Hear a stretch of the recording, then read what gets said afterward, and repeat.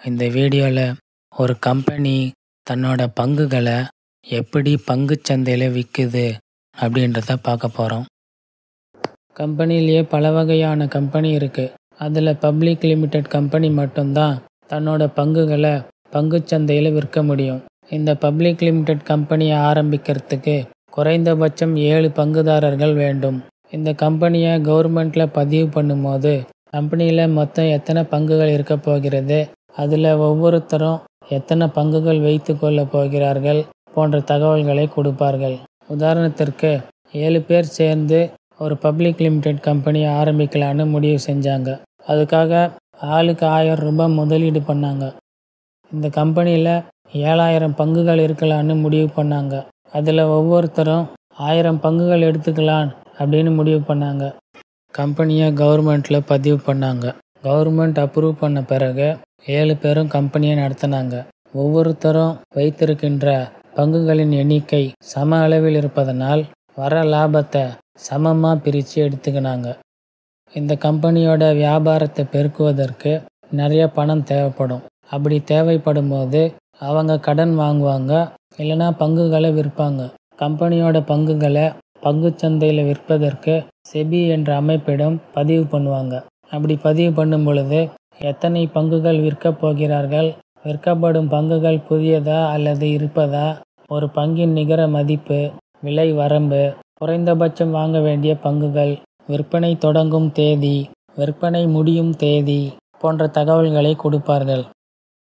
SEBI approve பண்ண பிறகு விற்பனை தேதியில் விற்பனை தொடங்கும். வாங்குபவர்கள் அந்த விலை வரம்புக்குள்ளேயே ஒரு விலையை தேர்வு செய்து அந்த விலை மற்றும் வாங்க போகிற பங்குகளுக்கான தொகையும் அனுப்பிடுவார்கள்.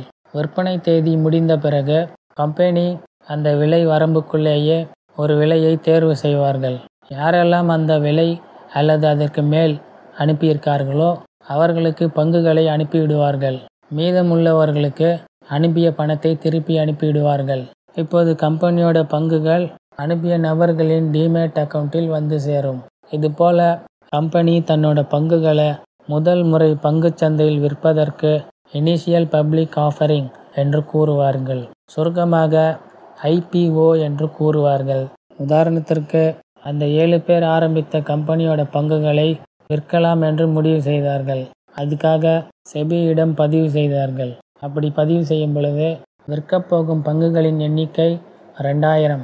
அனைத்தும் புதிய பங்குகள். பங்கின் நிகர மதிப்பு 10 ரூபாய்.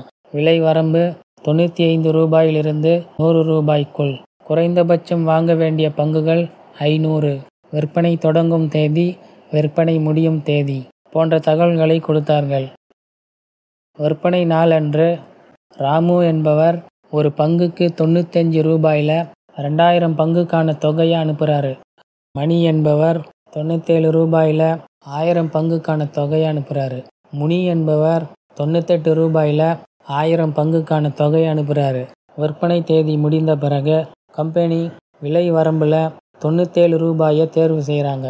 முனி என்பவருக்கு 1000 பங்குகளை அனுப்பினார்கள். மணி என்பவருக்கு 1000 பங்குகளை அனுப்பினார்கள். ராமு என்பவருக்கு அனுப்பிய பணத்தை திருப்பி அனுப்பினார்கள். இப்போது மணி மற்றும் முனியின் டிமேட் அக்கவுண்டில் 1000 பங்குகள் இருக்கின்றன. இப்போது கம்பெனியில் மொத்தம் 9000 பங்குகள் இருக்கின்றன. அதில் 7000 பங்குகள் பங்குதாரரிடம் இருக்கின்றது. மீதம் 2000 பங்குகள் மணி மற்றும் முனியிடம் இருக்கிறது. IPOவில் வாங்கின பங்குகளை லிஸ்டிங் நாள் வரை விற்க முடியாது. விற்பனை தேதி முடிந்து 6 நாட்களிலேயே கம்பெனி தன்னோட பங்குகளை பங்குச்சந்தையில் பட்டியலிடும். அந்த நாளிலிருந்து தான் IPOவில் வாங்கினவர்கள் விற்பார்கள். அதன் பிறகு வேறொருவர் வாங்குவார்கள். அதன் பிறகு அதோட விலை ஏறும் இறங்கும். இது போன்ற காணொளிகளை தொடர்ந்து பார்ப்பதற்கு சப்ஸ்கிரைப் பண்ணுங்க. அப்படியே பெல் பட்டனையும் அழுத்துங்க. இந்த காணொளி பிடிச்சிருந்தா லைக் பண்ணுங்க.